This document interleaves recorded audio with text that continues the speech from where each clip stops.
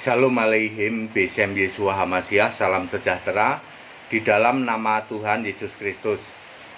Bersama saya Pendeta Henry Tandianta BBS. Kali ini saya akan membahas sebuah tema, judulnya begini: Dialog Rahasia Yesus dan Muridnya. Saudara, mengapa saya memakai judul Dialog Rahasia Yesus dan para muridnya?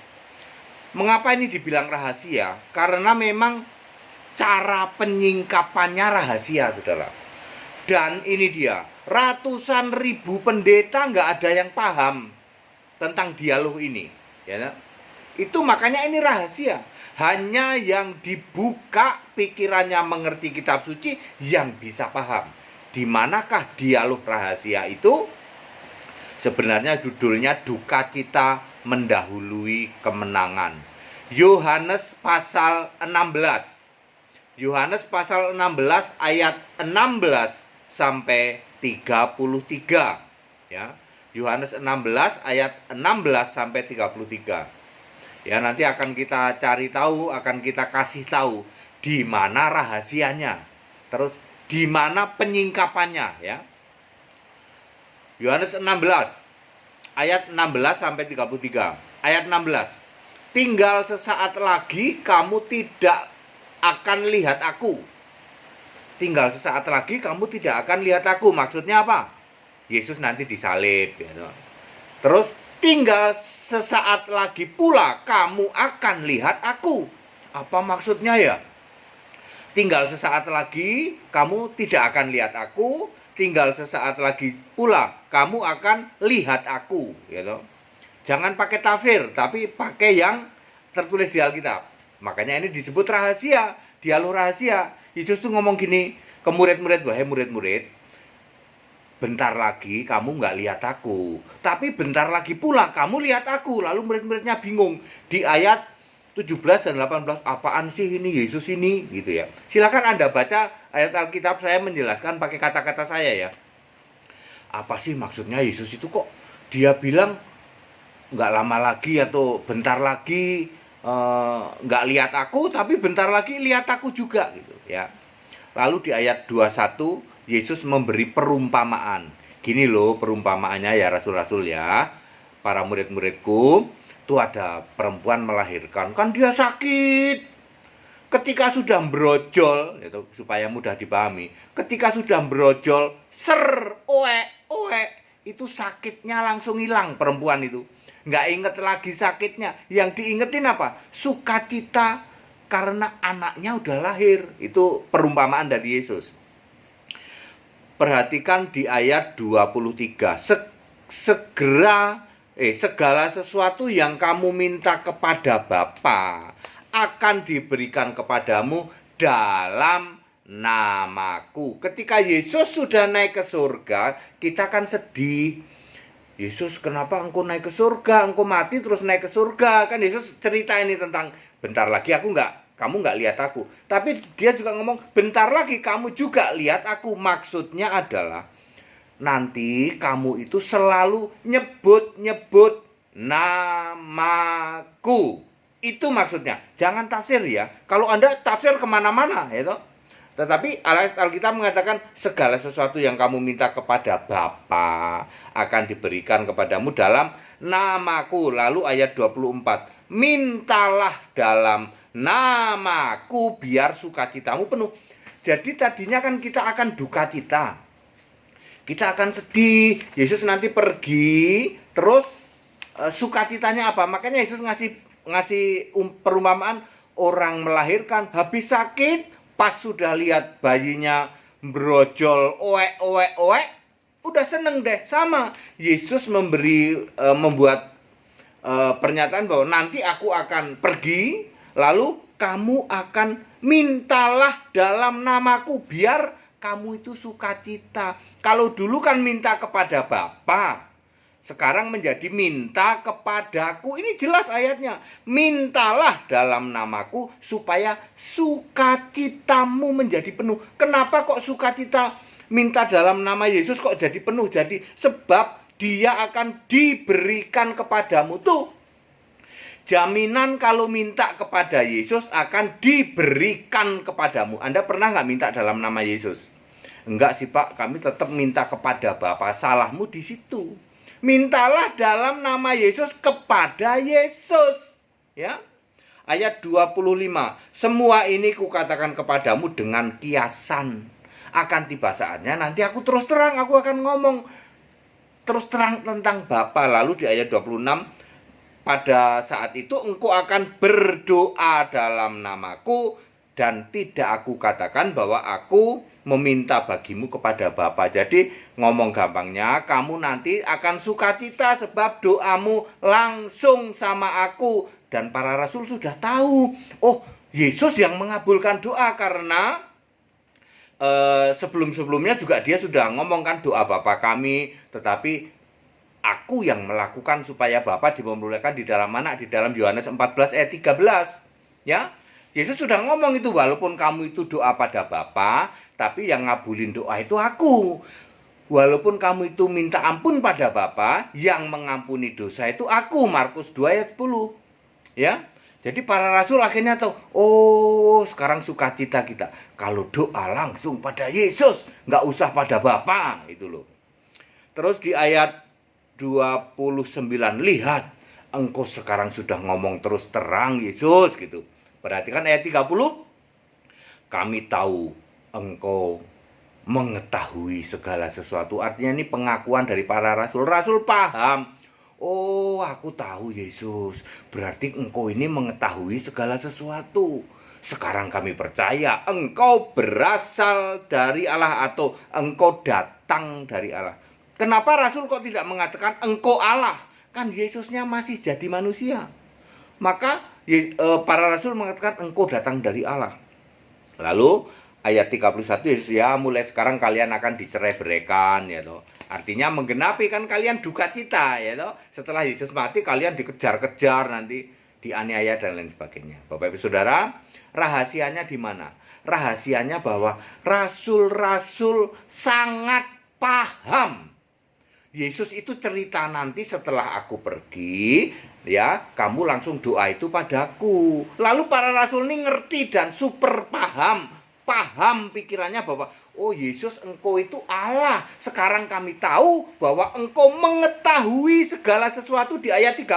Artinya para rasul paham, clear, cetha welo-welo bahwa engkau itu Allah. Saya ulang.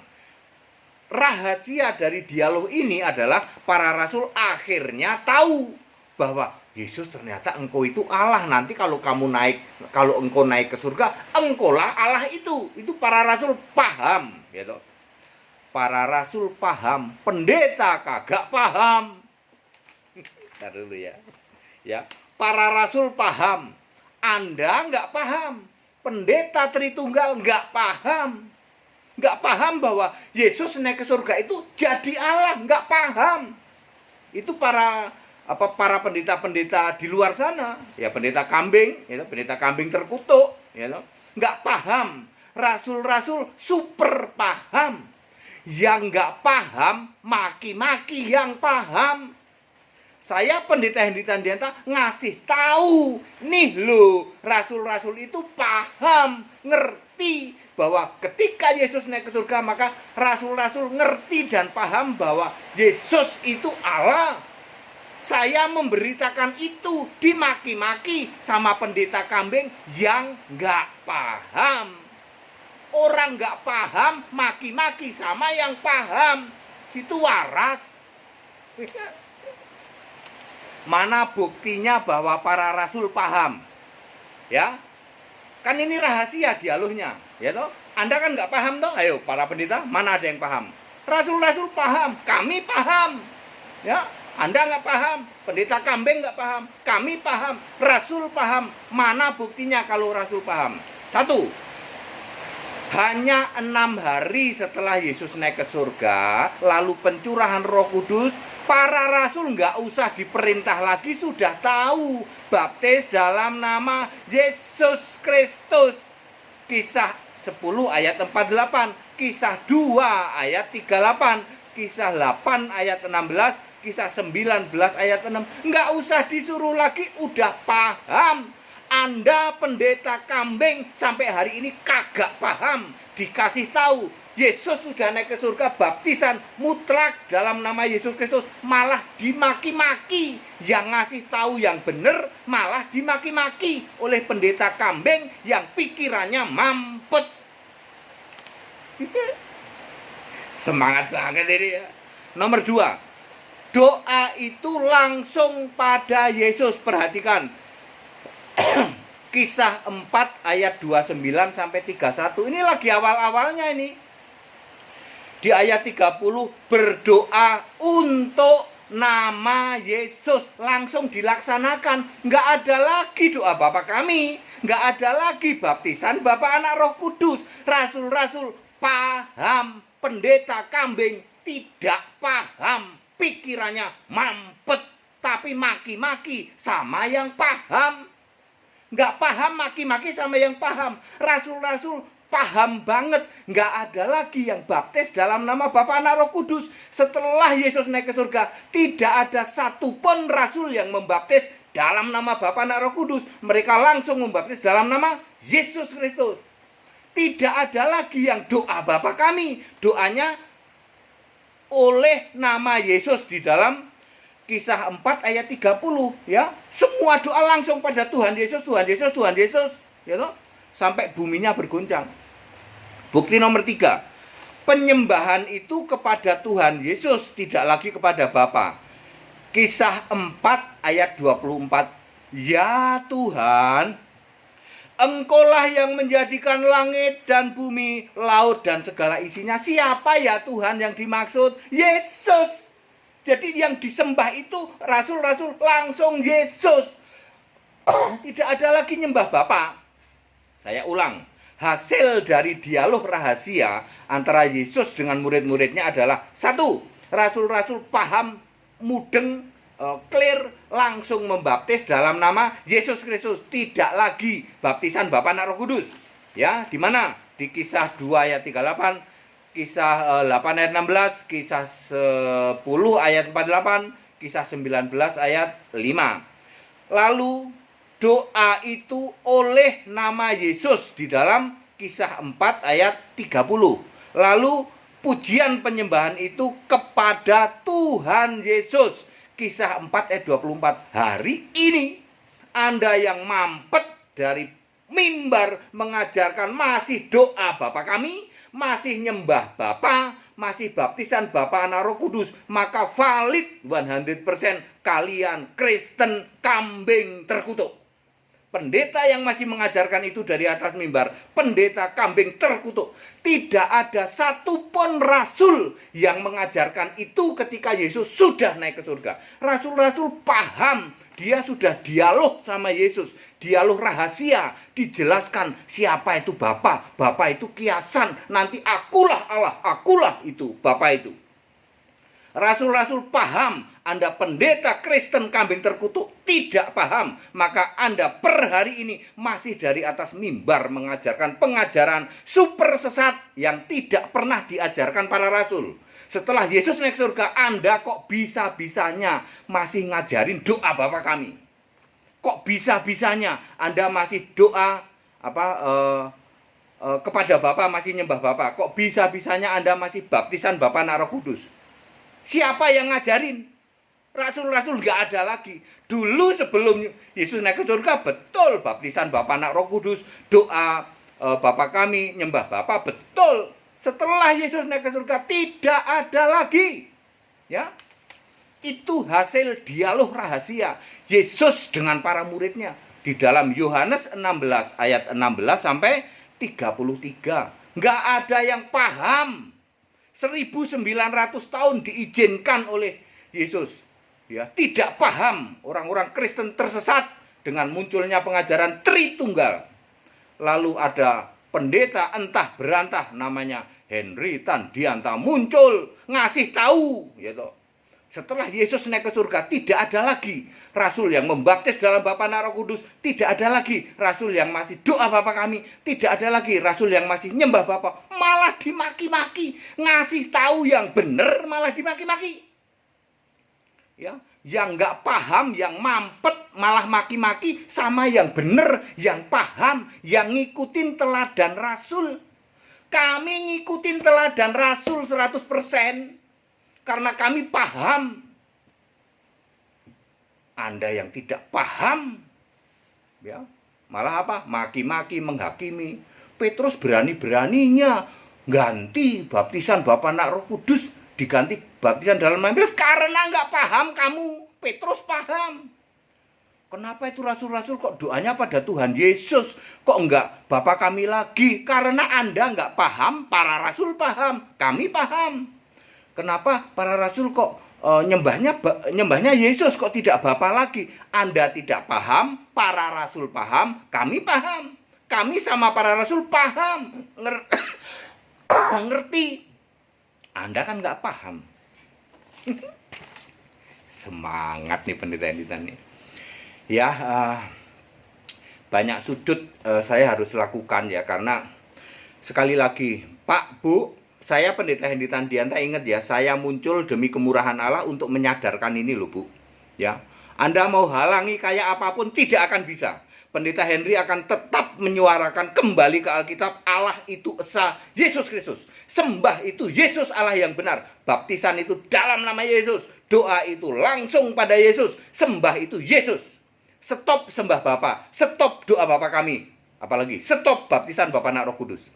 Anda tidak akan bisa cegah. Karena saya memberitakan ini Alkitabiah. Demi kemurahan Allah. Saya muncul memang untuk itu, Bu. Saya ulangin lagi ya.